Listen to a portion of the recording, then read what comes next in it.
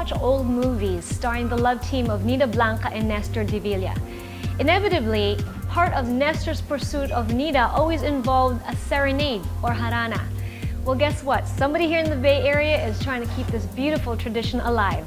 Florante Aguilar, master classical guitarist.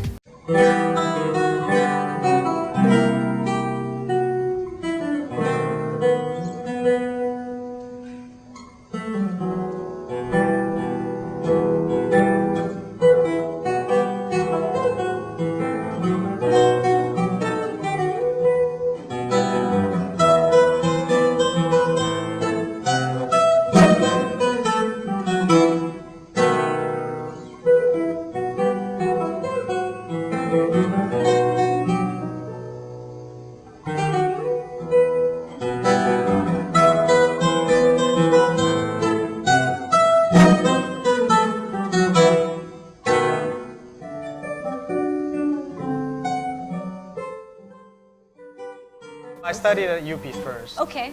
And then much later on, got a scholarship to study at the Manhattan School of Music. Tell me how the scholarship for the Manhattan School of Music came about. It's kind of a big deal.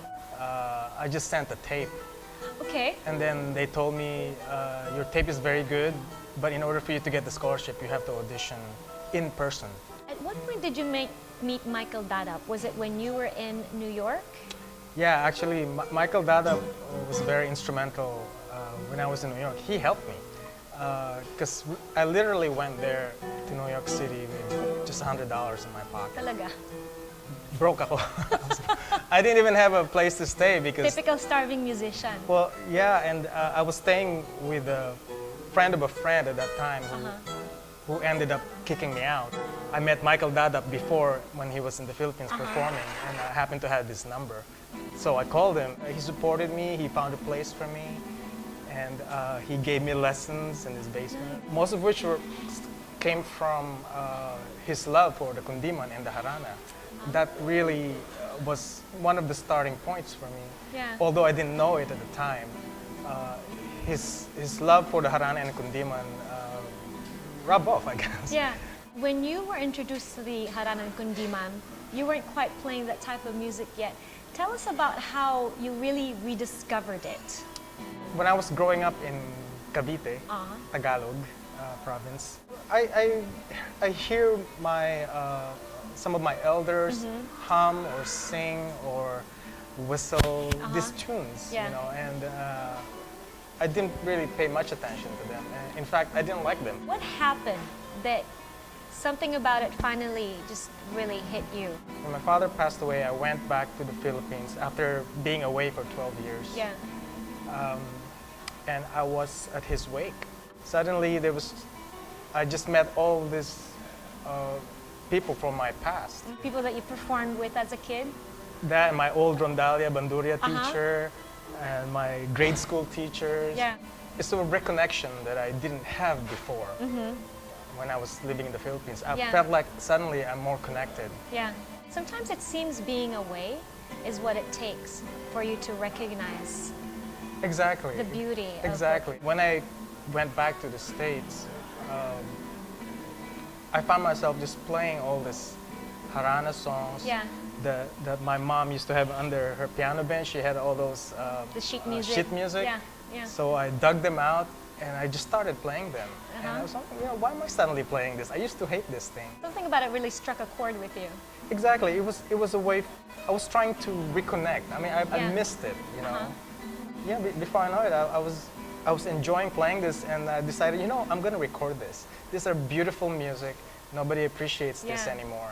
Since Florante's reintroduction to traditional harana and kundiman songs, he has released 3 CDs, including Art of Harana, Tipanan, and Paraiso, featuring vocalist Lori Abukayan.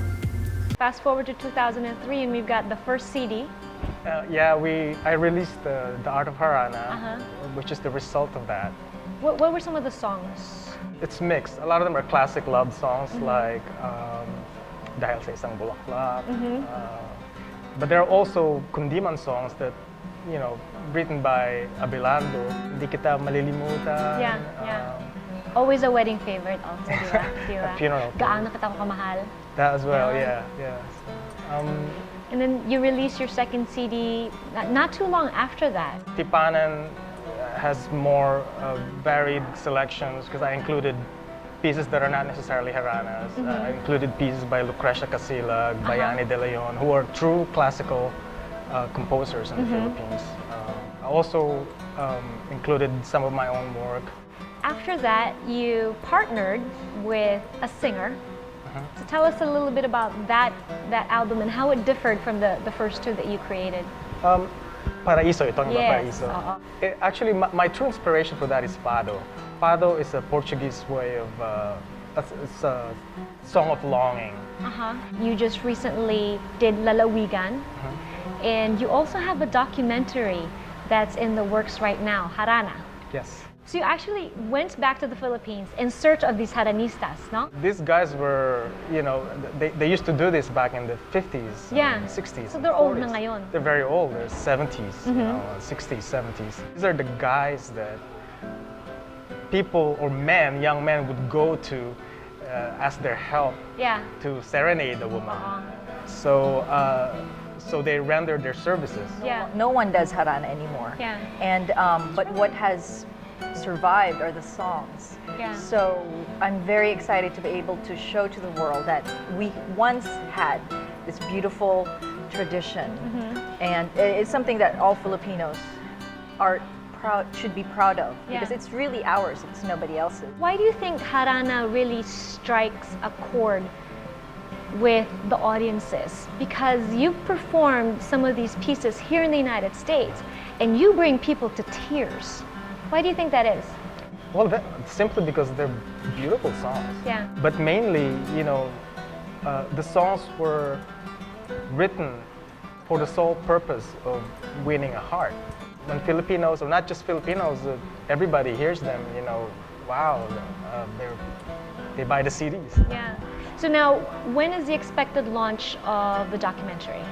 It will be sometime next year. You are, whether you like it or not, a role model for a lot of aspiring musicians. One word of advice for them.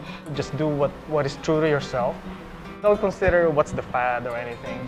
Just play what's in your heart, and everything else will follow.